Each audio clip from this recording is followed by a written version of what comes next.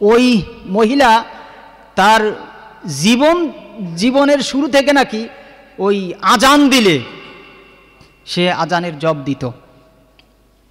কি ভাই, আজান দিলে আজানের মেয়ে মানুষের কথা বলতেছি ভাই, মেয়ে মানুষ, বিটি মানুষ, এই বিটি মানুষ আজানের জব দিত। বুড়ো হয়ে গেছে, তার ছেলে হয়েছে, ছেলেরা মেয়েরা হয়েছে, হওয়ার পরে তো আজান দিলে আজানের আগেই সে ঠিক পেয়ে যেত। ঠিক পেয়ে তার সন্তানদেরকে, তার ছেলেদেরকে, মেয়েদেরকে বলতো, এই আর একটু পরেই আজান হবে, তোরা কাজকাম যা আছে, বৌমাদেরকে বলতো আজান দিবে, আজানের জবটা দিতে হবে, কাজকাম রেখে দে, কাজকাম ছাড়, আজানের জব দিতে হবে। ওই মহিলা মারা যেদিন গেল, তো উনি লোকদেরকে থামাইছে যে আজানের জব দেব, এবং উনি আজানের জব দিত। তো এই মহিলা মারা যাওয়ার পরে পুরা এলাকা এত সুন্দর একটা মানে ঘিরান আসছে, ঘিরান সেন্ট।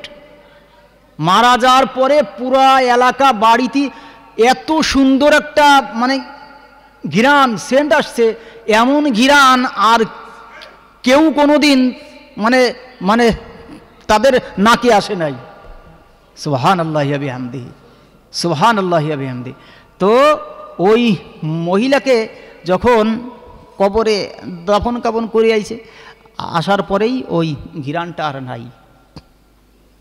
আমার উস্তাদ বলেছেন যে আমার দাদির কবরের পাশে এখনো যে যদি দাঁড়াই, ওই মরণের দিন যেমন করে আতরের সেন্ট আর এত সুন্দর একটা সেন্ট ফ্লেভার আসতো, ওই সেন্টটা যেন আমাদের নাকে এখনো পর্যন্ত আমরা নাকের সেই ফ্লেভারটা আমরা পাই।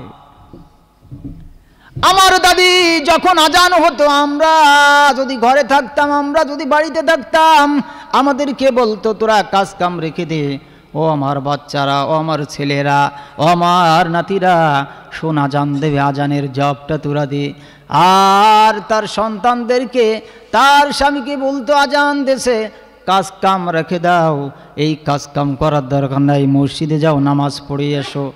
আর এই কাজ কাম দিয়ে কী হবে, নামাজই তো আগের কাজ। ওই ব্যক্তিটা যখন মারা গেল, পুরা এলাকায় সেন্টার সেন্ট, কিন্তু এখনও আমার উস্তাদ বলেছেন আমার দাদির কবরের পাশে যে দাঁড়ালে এখনো পর্যন্ত সেই সেন্ট, ওরকম আতরের একটা ঘ্রাণ আমরা নাকে পাই। হযরতে বেলাল রাদিয়াল্লাহু তাআলা আনহু আশহাদু বলতে পারত না, আসহাদু বলতে পারত। সাহাবা ইমানগণ আল্লাহর রাসূলের কাছে কমপ্লেন করলেন, আল্লাহর রাসূলকে বললেন, ও পয়গম্বর, হযরতে বেলাল সহিভাবে আজান দিতে পারে না, বেলালকে একটু আজানটা যেন না আদায় বলুন, আমাদের ভালো একটা মুয়াজ্জিন পেয়েছি। সব সাহাবীরা একমত। আল্লাহর রাসূল বলল যে হো বেলাল, শুনে রাখ, তুই একটু আজান দিয়াটা তুই বন্ধ কর, বন্ধ কর। কে আজান দেবে দিক? আজকের ফজরের নামাজ, এশার নামাজ পড়ে এইরকম করে মিটিং হয়েছে, মিটিংয়ের ভিতরে পাশ হয়ে গেছে, বেলাল আর ফজরের আজান দিতে পারবে না। কারণ কি? বেলাল আশহাদু আল্লাহ জায়গা আসহাদু আল্লাহ বলে। হযরতে বেলাল আল্লাহর রাসূলের কথা শুনে হযরতে বেলাল চুপি চুপি করে চোখের পানি ছেড়ে দিয়ে কেঁদে দিয়েছে। সবাই মসজিদে নববী থেকে বের হয়ে গেছে, পাশ হয়ে গেছে, ভোট হয়ে গেছে। আব্দুল্লাহ ইবনে মাকতুম আজান দেবে, বেলাল রাদিয়াল্লাহু তাআলা আনহু আর মসজিদে নববী থেকে বার হই নাই। আল্লাহর রাসূল বললেন, ও বেলাল, তুমি কি ঘরে যাবে না?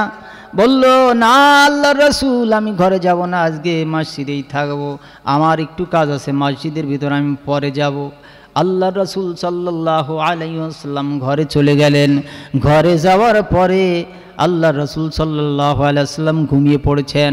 এদিক থেকে বেলাল তার মালিকের দরবারে দুহাত উঁচু করে কাঁদে, মালিক আমার জীবনের শুরুতে যখন কালেমা পড়েছি, কালেমা পড়ার পরে আমাকে কত অত্যাচার করেছে আল্লাহ রাসূল, আল্লাহ সেই অত্যাচার ভোগ করে আমি আজকে আপনার আজান দিয়ার আমি মুয়াজ্জিন হয়েছি। এমন অত্যাচার করেছে যে আমার জিহ্বার উপরে কাফেররা আমার জিহ্বার উপরে আগুনের আংটা পর্যন্ত ধরেছে। সেই জিহ্বার কারণে আমি আজকে আপনাকে আশহাদু আল্লাহ বলে দিতে পারে না, আমার জবান দিয়ে আশহাদু আল্লাহ ওঠে। রাব্বুল আলামিন আপনার কাছে দরখাস্ত করে গেলাম, আল্লাহ আমার মুয়াজ্জিনের চাকরিটা যেন না যায়, আপনি একটু ব্যবস্থা করে দিয়েন। বলেন সুবহান। হযরতে বেলাল রাদিয়াল্লাহু তাআলা আনহু আল্লাহর দরবারে দরখাস্ত দিয়ে ঘরে চলে গেছে। হযরতে বেলাল বাড়ি চলে গেছে। নতুন মুয়াজ্জিন আজান দিয়েছে, নতুন মুয়াজ্জিন আজান দিয়ে নামাজের জন্য তৈরি হয়েছে। মোল্লা আলী কারি তার মিরকাত কিতাবের ভিতর ঘটনাটা লিখেছেন যে মুয়াজ্জিন সাহেব আজান দিয়ে নামাজ পড়ার জন্য তৈরি হয়ে গেছে। আল্লাহর রাসূলও চলে এসেছে মসজিদে নববীতে। আল্লাহর রাসূল সুন্নাত নামাজ পড়ে বসে আছে, কিন্তু তখন তো আর ভাই ঘড়ি ছিল না। আল্লাহর রাসূল দেখতো যে পূর্ব আকাশ ফর্সা হয়েছে নাকি। পূর্ব আকাশ ফর্সা একটু ফর্সা হলেই, সাদা হলেই আল্লাহর রাসূল নামাজে দাঁড়াতো। আমার বন্ধু বাবাজি,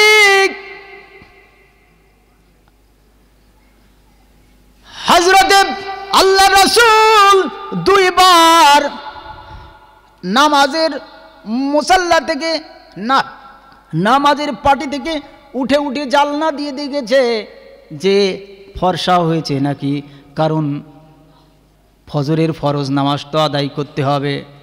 মিরকাত কিতাবের ভিতর আল্লামা মোল্লা আলী কারি রহমতুল্লাহ আলাইহি লিখেছেন, আল্লাহর রাসূল দুইবার করে নামাজের মুসাল্লা থেকে উঠে উঠে জালনা দিয়ে উকি মেরে দেখেছে কি ফর্সা হয়েছে কিনা।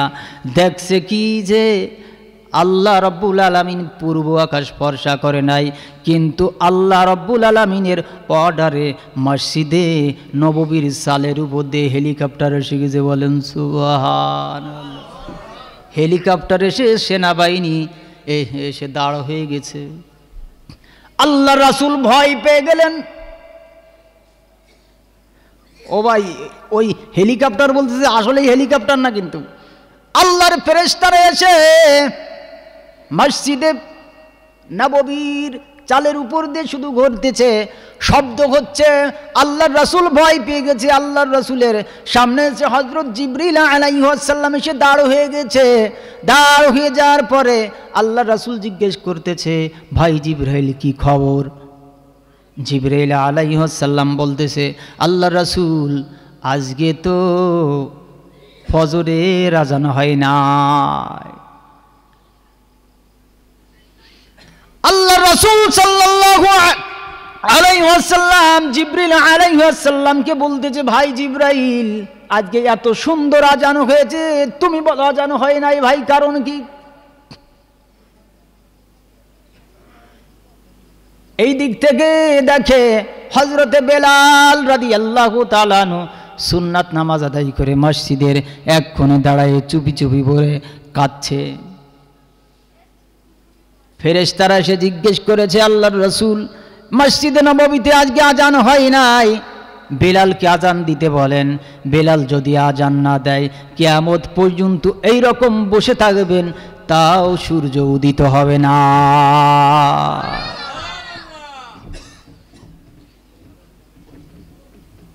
আল্লাহ রাসূল সাল্লাল্লাহু আলাইহি ওয়াসাল্লাম বেলালের কাছে যে বলতেছে, বেলাল কি খবর?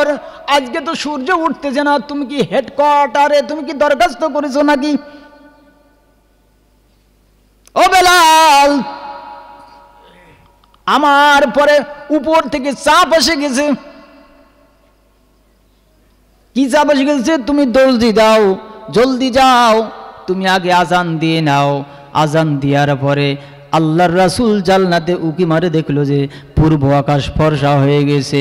ফর্সা হয়ে যাওয়ার পরে আল্লাহর রাসূল ফজরের ফরজ নামাজ আদায় করার পরে মসজিদে নববীতে বেরোনোর পরেই সূর্য এত উপরে উঠে গেছে, বেরোয়ও আল্লাহর রাসূল কুল পাই নাই।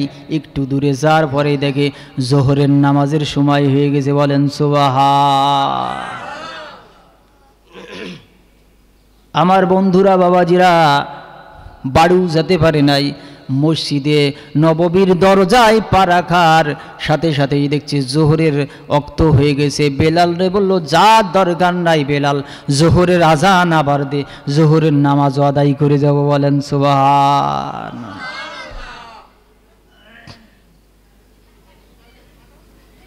এই আজানের কথা, আজান যেই ব্যক্তি দেবে আল্লাহর রাসূল বলেছেন কিয়ামতের দিন তার মাথা সর্ব উপরে থাকবে।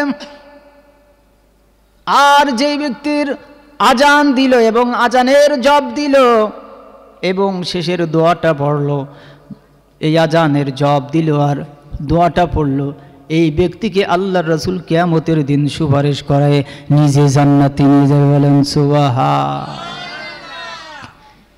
তো এই এশিয়া মহাদেশের ভিতর নয়, সারা পৃথিবীর ভিতর 13 কোটি মসজিদ আছে। এই মসজিদের যতগুলো আজান হয়, এই আজান হচ্ছে এই আসমানের খুঁটি। বলেন সুবহানাল্লাহ। আমার বন্ধুরা, বাবারা, এটা বলার উদ্দেশ্য যে আমরা দুনিয়ায় আসছি, আসার পরে আমরা